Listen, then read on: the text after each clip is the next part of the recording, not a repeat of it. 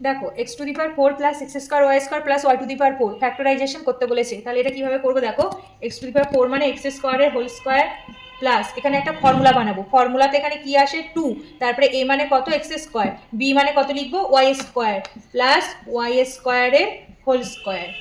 এটা হলো।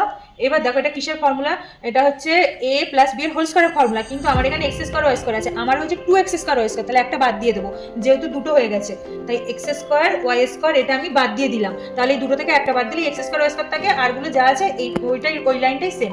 এবার দেখো এখান থেকে এত দূর ফর্মুলাটা কি হচ্ছে, এক্স স্কোয়ার প্লাস ওয়াই স্কোয়ারের হোল স্কোয়ার, এখান থেকে এইটা এক্স স্কোয়ার প্লাস ওয়াই স্কোয়ারের হোল স্কোয়ার পড়ে থাকছে ওদিকে এক্স স্কোয়ার ওয়াই স্কোয়ার।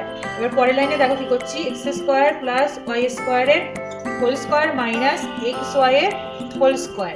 তাহলে এটা কি লিখবো দেখো, এটা এ স্কোয়ার মাইনাস বি স্কোয়ারের ফর্মুলা এসছে, তার মানে লিখবো x square plus y square plus x y, একবার লিখবো প্লাস এক্স ওয়াই, আর একবার লিখবো x square plus y square minus x y. ব্যাস এটা হয়ে গেল আনসার।